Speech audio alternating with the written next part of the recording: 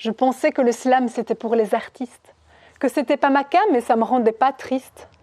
Qu'il fallait être charismatique et créatif au style vintage, comme si les caractéristiques venaient toujours en package. Je croyais que c'était inné et qu'il fallait que les mots s'enchaînent, sinon je devais pas m'obstiner, c'était même pas la peine. Qu'il fallait être engagé, exclamer des non-dits, et qu'il fallait que les textes légers, on les laisse à Muggy. Mais moi je suis aux antipodes, je viens de finir ingénieur. Mon truc c'est les maths et le code, plus cartésienne, tu meurs. Je viens d'une famille où c'est sacré de connaître la loi de Poisson, et dans ce chemin bien tracé, il y a peu de place pour l'inspiration. Je viens d'une famille qui proteste quand tu veux faire les romanes, donc crois-moi, tu veux pas de test de te lancer dans le slam. J'ai mis du temps pour prendre conscience que ma vision était valable, et que mon slam sera à la science ce que les mots sont aux variables. Première étape, il faut se poser, choisir le thème avec justesse. Comme dans les maths, avant de prouver, il faut d'abord poser la thèse.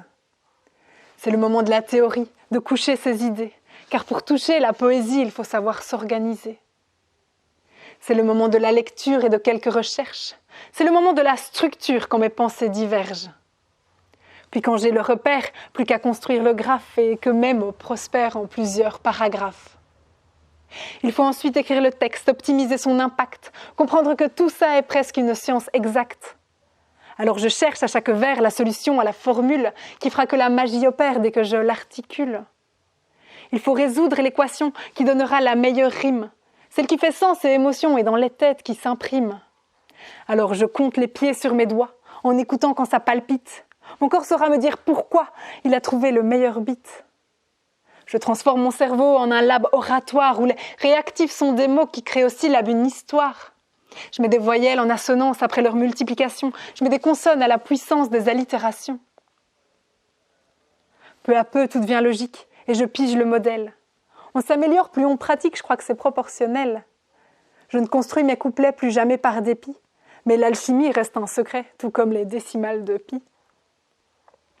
Enfin, je monte sur les planches et je dépose ma plume, que mes vers quittent ma page blanche et puissent prendre du volume. Et les yeux dans le noir, je sens la chaleur du public qui réchauffe mon sang-froid, question de thermodynamique.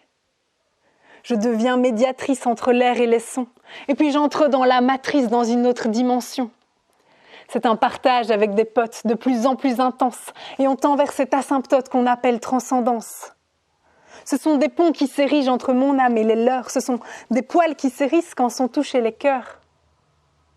Et puis quand le silence revient, et que tombe le verdict, il n'y a que le bon que l'on retient et on devient addict.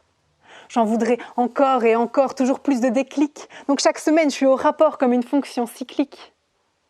Le slam me fait vibrer et je veux pas que ça s'arrête.